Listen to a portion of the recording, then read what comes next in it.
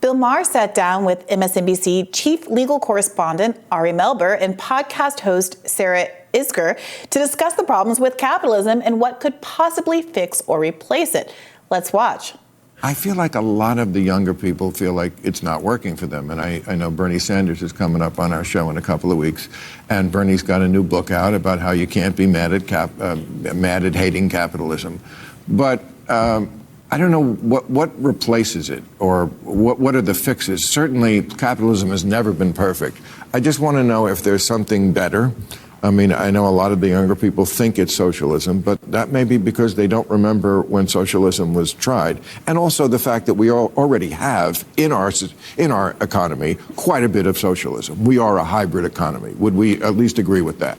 Yes. A little hybrid. I think that when we say capitalism in America, a lot of times what we're just referring to is this current deregulated, super pro-bank or pro-1% set of rules. So you can come up with the examples like a lot of regular people pay a lot more taxes than billionaires. That's obviously totally nuts. Or the way that home ownership and college are 4 or 5 times as expensive in adjusted dollars today than they were a generation ago. So that It was a really good conversation, and I encourage people to watch all of it. What I thought was so, I think, refreshing almost about how Bill Maher introduced the subject is that even though he's very kind of hostile to the idea of socialism, et cetera, he made some important admissions right up top, that we have a hybrid society, that there already are these socialistic aspects of our society, many of which are the most popular parts of government programs like Social Security and Medicare. And what Ari comes back with is, yeah, and basically I don't have all the solutions in the world for what it means to transition to socialism. And me personally, I don't know how useful those terms are in a context like this. But Ari points out we could have more. And he talks about lower healthcare costs in other countries where they pay less for healthcare for a better quality of care. He talks about the reality of young people not being able to afford homes, how the millennial generation, our generation, is the first to fare worse than its parents. The fact of these venture capital funds and banks buying up all of this empty property, especially during COVID, and driving up housing costs. All of these kind of structural things and the way that the system has been rigged, the laws have been rigged, regulation has been captured in order to make life increasingly harder and more, frankly, rugged capitalist than it could be kind of having some of these more socialist policies that provide at least a basic social safety net for folks. Why do you think, this is a genuine question, you describe these policies as both popular and both socialist. I think there can be a legitimate debate over whether socialist is the right way to describe a lot of the kind of welfare protections you think are. I mean, socialism is almost by design a difficult thing to even define. It's defined so many different ways. In its actual implication, right, over the 20th century became synonymous with a kind of political repression, not democratic societies. Well, it was very purposefully and propagandistically, I got to say, framed that way. Well, the people in power called themselves socialist or communist or redistributionist. Americans went around toppling any government that democratically elected socialist leadership at the same time that they despotically went around doing world building and imperialism under the name of capitalism and never called any of the consequences of that behavior capitalist, never called any of the violent conflicts and oppression that happen all around the world in capitalist regimes evidence of what capitalism has wrought. It's blatantly and openly propagandistic. I mean, we learn that capitalism is the best when we come up through school. We never even have an opportunity to question what it means to design our system in different kinds of ways. But that's not what I'm asking. Sure. What I'm saying, why, in framing that, because I often hear that, why can't it be more like it is in Western, Northern European, those countries, socialism working there, but they have market economies. They don't have and market socialism state is also ownership over That's why I think it's Canada it ranks as a more economically free. Conservative organizations rank Canada as having more economic freedom than the U.S. I think because they have less regulation. I think this is a really good point. The reason I am a socialist and I think that socialism is good, but you don't have to put that to the side for a second. You say it's difficult to define socialism. I don't think it actually is, but it has become that because of all of the intentional and unintentional mischaracterization of what it means. When actual socialists are talking about it, the core principle is that there needs to be more democracy in the workplace. There needs to be more worker ownership over what's going on in their businesses. The idea that they should have, that some kind of random board members that get these positions to get a little bit of a salary every year, to get these dividend payments, who maybe have no idea of how to run the business and have no relationship to it, should be the ones deciding whether to ship jobs overseas, whether to have massive layoffs, whether to do stock buybacks, versus whether to invest in the business in a way that will actually be beneficial to the people who depend on the business, to the communities that depend on a business. Strikes a lot of people, if we think about it for a second, to be kind of absurd. Why have we structured our society in this way? Why don't workers have more rights over how the business that they contribute to is run?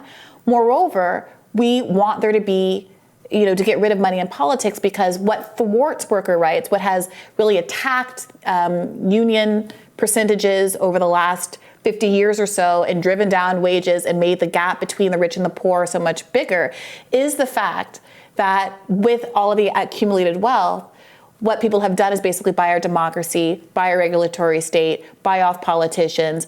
And so we don't really live in a democracy anymore. What Bernie always says is that we live in an oligarchy. He's not coming up with that. There was this Princeton study from 2014 that showed there was zero relationship between what the people wanted and what politicians were willing to pass. There's a direct relationship between what politicians are willing to pass and vote for and what their donor base actually wants. Look, I think it's fine to talk about what policies we can have to make people who lose out under capitalist systems have a softer landing or not be out on the streets, or smooth the edges for the people in society, while still recognizing that market economies produce globally produced a massive reduction in poverty over the last 200 years, an unfathomable reduction in human suffering and misery all over the world. Yeah, that's such an interesting argument to me, to say we changed our system once from feudalism to capitalism, and it had all of these amazing economic benefits, lifting so many people out of poverty.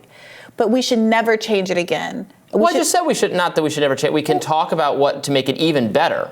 Right, and to make it even better, many people argue that the system that we have right now, where we're smoothing out the edges, what it really is we are creating just enough of an appearance of substantive equality and fairness that the overwhelming majority of the public, who has a small fraction of the total wealth in the country, despite producing all of the wealth in the country, is pacified into believing that there can be no better alternative and that we just have to sit quiet and hold on to the little bits that we get.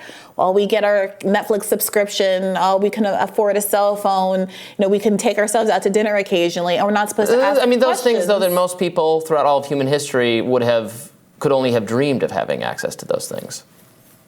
It's a little dismissive to say, oh, well, people actually have homes and ownership over things, and they're starving in fewer numbers than ever before. The context of this conversation is that so many people don't have homes. We're moving backward. Capitalism is failing. The balance that existed for, let's say, the second half of the last century. Globally, we're not moving backward. The balance that existed for the second half of the last century is off. Each generation was getting better. We had better opportunities than our parents. We're an increasingly educated workforce. People had different kinds of job opportunities that didn't require them to toil and get personal harm in the same kinds of ways. Now we're backsliding. And so the question is this something, if this is something that can be fixed under capitalism, why is it that we're not seeing those kinds of changes? Why do we see that even someone like Bernie Sanders, who is just a social democrat, to your point, he's just a social democrat like Scandinavia, maybe even Canada. Right. Why is he being characterized on CNN after he wins Nevada as some kind of dictator per Chris Matthews, who's going to start decapitating people in Central Park? Literally, Chris Matthews had to apologize for calling Bernie Sanders a descendant of Holocaust, people, his entire family murdered in the Holocaust, brown shirts, and someone who was going to, do an authoritarianism and murder people. But I think that's because of consciously using the word socialism, which many people associate, including people who escaped socialist regimes where there was widespread political repression.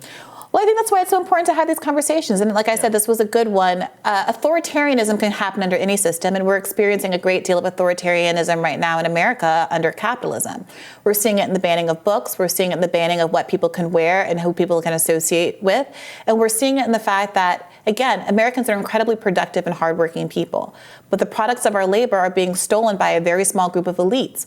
And we as a country, despite being majorities of the 99% versus the 1%, despite having an ostensible democracy, can't even pass something as enormously popular as a wealth tax to try to claw back some of that wealth and prevent those elites from using that wealth to continue to buy our system and rig the laws in their favor. We're not seeing the planned starvation of half the population or the execution of everyone wearing glasses or the installation of telescreens in people's homes. I'm sorry, but Robby, let's talk about what we're talking about. Is your argument that a wealth tax would lead to authoritarianism? No, I'm arguing that that's why people don't like the word socialism. Okay, but I'm not using the word socialism. I'm very purposefully not. I think Bernie has used the word socialism. Well, he's not in the room as far as I can tell, although I'd love to get him on the show. So, I mean, the reality is people have been poisoned as to what socialism is, and nobody attributes all of the horrors. Every homeless person in America, that's capitalism. Every person who was evicted during the housing crisis in 2008, that's capitalism. The lack of regulation that caused all of those people, 30% of Americans lost their total savings in the 2008 financial crash, 40% for Black Americans and some other groups. That was capitalism. But we don't brand things that way. So I appreciate that socialism has been branded poorly, and I'm happy to use neither the word capitalism or socialism. I think capitalism took a good in the war of ideas, a beating over just those. I think lots of people blame capitalism. I think for those that's things. why I'm not sure it's fair our to do generation so, but people certainly do. Disproportionately thinks that sees socialism as more favorable than previous generations. But if that word bothers you, no one is arguing for. I don't think bailing out big banks, by the way, at the government taking our money and using that to bail out bankers that's a downside of the mixed economy. Under true capitalism, you should let the banks fail. So the argument is you should let the airlines fail. You should let all these companies. The argument is when people are proposing specific policies to not let them derail it about slogans or words or labels. Do you support having more democracy in the workplace? Do you support a wealth tax to bring the wealth of the 1% more in line to what it was in the middle part of the century, where there was a lot more equality and economic equality and a chicken in every pot and all those kinds of things?